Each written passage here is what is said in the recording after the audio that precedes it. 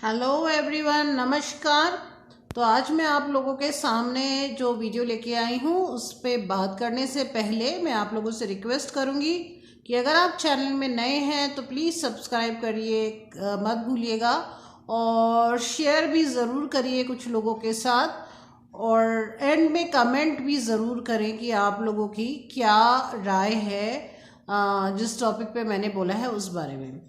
सो आज का जो हमारा टॉपिक है वो है जो विक्टिम होता है उसको जो ब्लेम किया जाता है, यानी कि नार्सिसिस्ट के साथ जो विक्टिम रहता है उसको ही कई बार बहुत ज़्यादा ब्लेम कर दिया जाता है, उसी के ऊपर सब चीज़ें बोल दी जाती हैं। लोग उन्हीं को बोल देते हैं कि अरे तुम्हें समझदार होना चाहिए था, या तुम्हें समझ होनी चाहिए, या तुम्हें कैसे नहीं पता चला कि तुम फंस रहे हो, या कुछ भी। अगर आप साथ में हैं तो बोलेंगे आपकी जिम्मेदारी है, तुम छोटे हो तुम्हें समझदार होना चाहिए, या तुम बड़े हो तुमको समझ होनी चाहिए। यानी हर तरफ से कई बार विक्टिम को ही उल्टा ब्लेम कर दिया जाता है, विक्टिम को ही बोल देते हैं कि तुमको समझ होनी चाहिए, तुम्हें समझदार होना चाहिए, और तुम ही जो है वो समझ से काम लो, क्योंकि तुम्हारी जिम्मेदारी है। अब नार्सिसिस्ट क्या है ना, बहुत चालाक होता है वो। फ्लाइंग मंकीज बना देता है, स्मेयर कैंपेन बनाता है, मतलब पूरा उसका जिंदगी में वो टेक्निक और मैनिपुलेशन से ही काम कर रहा होता है। तो वो बहुत और उसे जहाँ लगता है कि भाई ये रिश्ता मेरे समझ के बाहर है, या ये रिश्ता मेरे को मैं मैनिपुलेट नहीं कर पा रहा हूँ, यानी इसको मैं अपने हिसाब से नहीं चला पा रहा हूँ, तो वो रिश्ता वो चलाते ही नहीं है। बट एक विक्टिम जो है वो रिश्ते में बहुत विश्वास करता है, इसीलिए ही वो नार्सिसिस्ट के साथ भी रिश्ता निभा रहा है। और एक नार्सिसिस्ट के साथ जो रिश्ता निभा ले वो दुनिया में किसी के साथ भी रिश्ता निभा सकता है। बट प्रॉब्लम क्या होती है कि नार्सिसिस्ट ने ऑलरेडी बहुत ज़्यादा कान भर रखे होते हैं लोगों के विक्टिम के खिलाफ। तो अभी जब विक्टिम जो है वो बाहर जाके कुछ बताएगा, या हेल्प लेगा, या बात शेयर करेगा, या सिंपल बात करेगा, लोग उसी को समझाना शुरू कर देते हैं, तुम्हें समझ होनी चाहिए। या बाय चांस डिवोर्स हो गया तो बाद में बोलेंगे कैसे हो गया, तुमने थोड़ा सा और एडजस्ट करना चाहिए था, या तुम कैसे फंस गए, तुम्हें कैसे नहीं पता चला कि ऐसा इंसान था ये, तुमको थोड़ा सा और समझदारी से काम लेना चाहिए था, बिना ये जाने कि लव बॉम्बिंग भी एक फेज होता है नार्सिसिस्ट के रिश्ते में। तो अगर कई बार ना विक्टिम अपने को माफ़ ही नहीं कर पाता, बोलते हैं कि लोग कई बार रिश्ते से निकल जाते फिर भी बोलते हैं कि मैं अपने को समझ नहीं पा रहा कि मैं कैसे फंस गया, और कैसे मैंने इतने साल काट दिए, और कैसे मैं जो है ये सब चीज़ें को मैं करता जा रहा था और मुझे समझ नहीं आ रही थी। तो कई बार विक्टिम ना खुद को ही ब्लेम करना शुरू कर देते हैं कि मुझे समझ होनी चाहिए थी, मुझे कैसे नहीं समझ में आया, मैंने कैसे इतना समय काट दिया, मुझे कैसे नहीं पता चला, क्या मुझे और एडजस्ट करना चाहिए था, क्या उसको मैं और समझाता या समझाती तो वो समझ जाता।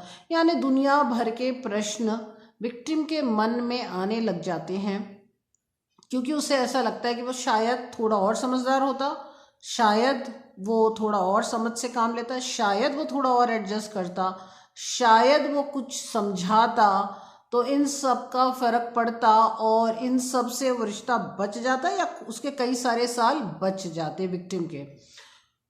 तो ये विक्टिम ब्लेमिंग और विक्टिम शेमिंग जो है ना वो बंद करनी पड़ेगी। खुद को ब्लेम करना, खुद को शेमफुल महसूस कराना, या लोगों की बातों में आके लोग तो उस चीज़ से गुजरे नहीं है ना, तो वो तो कुछ भी बोल सकते हैं, लोगों को पता ही नहीं है कि हुआ क्या था।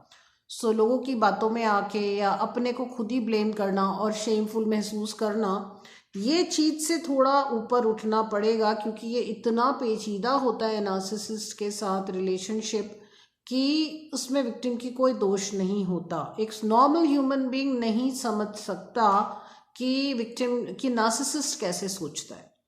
एक लव बॉम्बिंग करके पूरा फेज होता है, वो पहले दिन ही अपना रूप दिखा दें तो क्यों कोई उनके साथ फंसेगा। पहले दिन ही दिखा दें कि हाँ वो कैसे हैं एग्जैक्टली, तो कोई उनके साथ क्यों रिश्ते में फंसेगा या उलझेगा। वो दिखाते ही नहीं है, वो बहुत समय तक नहीं दिखाते।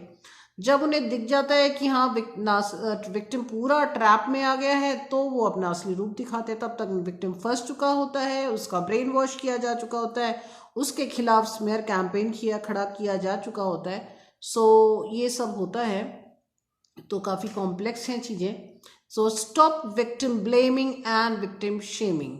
अपने को भी और कोई अगर आपको करे या विक्टिम को करे तो वहाँ पर भी उसको पर्सनल नहीं लेना है। ये बात को समझना पड़ेगा, तभी आप हीलिंग के रास्ते में जा सकते हैं, हीलिंग की जर्नी शुरू हो सकती है, हील कर सकते हैं। अदरवाइज हील नहीं हो पाएंगे, लोगों समझ नहीं आएगा कि क्या करें और कैसे आगे बढ़ें। तो ये चीज़ें बहुत ज़रूरी हैं कि हील करी जाएं, आगे बढ़ा जाए इन सब चीज़ों से। सो ये मेरा जो है वीडियो इसी टॉपिक पे था कि stop victim blaming and shaming. खुद को ही ना ब्लेम करें और शेम करें, और दूसरा भी करे तो पर्सनली ना लें, वो आदमी को पूरी बात नहीं पता है। सो यहाँ से आप पहले खुद को माफ़ करिए और उसके बाद आगे बढ़ सकते हैं हीलिंग की जर्नी में। नहीं तो गोल गोल गोल गोल वही घूमता रहेगा, अरे इसने ऐसा करा, मैंने ऐसा करा, मुझे समझदार होना चाहिए था, मुझे समझाना चाहिए था। वो आप उस गोल चक्रव्यूह से बाहर निकल नहीं पाएंगे। ठीक है। और एक बात याद रखें, एक मैं हम लोग जब छोटे थे स्कूल में तो एक प्रेयर गाते थे, सबकी जय से पहले खुद को जय करें, है ना। हमको इतनी शक्ति देना, तो ये एक बात है, सबको मान दे पर उससे पहले खुद को मान दें, ये बहुत ज़रूरी है। उस समय मुझे ये लाइन नहीं समझ आई थी। हम प्रेयर गाते थे तो प्रेयर में हम सबके साथ पूरा स्कूल उस प्रेयर को गाता था। अब कई बातें चीज़ें समझ आती हैं कि हाँ, वो प्रेयर का बहुत गहरा मतलब था, है ना, कि हमको इतनी शक्ति देना, सबको जय करें, सबको जय करने से पहले खुद को जय करें।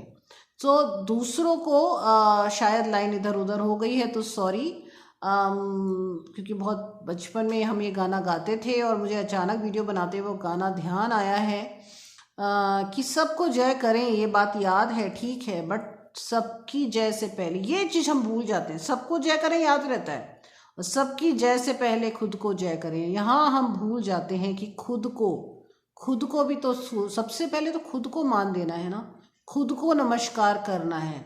तो कल सुबह से आप क्या शुरू करेंगे, खुद को शीशे के सामने देखिए और नमस्कार करेंगे, खुद को नमस्कार करेंगे, खुद को जय करेंगे, खुद की तारीफ करेंगे, और फिर बाहर जाएंगे और लोगों के से बात करेंगे, लोगों की तारीफ करेंगे। सबसे इम्पोर्टेंट आदमी, इंसान जो आपकी लाइफ में है वो आप खुद हैं। शीशे के सामने जाकर, एक लाइन मैंने पढ़ी थी, अगर आप अपने जीवन के सबसे महत्वपूर्ण इंसान से मिलना चाहते हैं तो शीशे के सामने खड़े हो जाइए। जो भी आपको शीशे के सामने दिखाई देगा वो ही आपकी ज़िंदगी का सबसे महत्वपूर्ण इंसान है।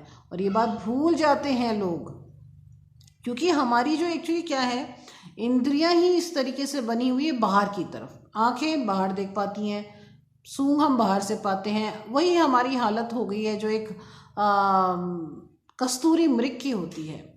उसके ही नाभि में सारा का सारा इत्र होता है, वो पूरे जंगल में भटकता है, खुशबू आ कहाँ से रही, आ कहाँ से रही, उसे समझ नहीं आता। हम वही कस्तूरी मृग बन गए, सब अपने अंदर है, सारी खुशबू अपने अंदर है, सब कुछ ही अपने अंदर समा के हम ढूंढ रहे हैं इंद्रियों से, क्योंकि इंद्रियां बाहर की तरफ है। उनको संयम में लाके अगर हम थोड़ा कंट्रोल कर दें तो सबसे पहले खुद से ही प्यार हो जाएगा, और स्वयं से प्यार हो गया तब जा करके हम दूसरों से प्यार या हम दूसरों के साथ रिश्तेदारी निभा सकते हैं। हम क्या करते हैं, अपने घाव लेके घूमते हैं, खुद से प्यार नहीं है, सोचते हैं वो दे देगा वो दे देगा वो दे देगा, और उसी में हम फंस जाते हैं। आप लोगों से बात करते हुए मुझे पता ही नहीं चलता मैं टॉपिक कहाँ कितना लंबा चला जाता है, और बहुत अच्छा लगता है आप लोगों से बात करना, सब लोगों से। और कुछ लोगों के तो मुझे नाम भी याद हो गए हैं जो कमेंट में से कमेंट्स करते हैं। सो कमेंट करना प्लीज़ मत भूलिएगा, कमेंट ज़रूर करिए। कोई बात पसंद आई है तो प्लीज़ बताइए, अगर आपको अच्छी लगी है कोई बात, या आप कोई अपने मन की बात शेयर करना चाहते हैं तो ज़रूर शेयर करिए, अपने से प्यार करिए। तो आज जो हमारा टॉपिक था वो यही था, stop victim blaming and shaming. तो ये चीज़ को ध्यान रखिए, ना खुद को ब्लेम एंड शेम करिए, ना किसी और को करने दीजिए। सो अगला वीडियो मैं जल्दी ही लेकर के आऊँगी, तब तक के लिए नमस्कार।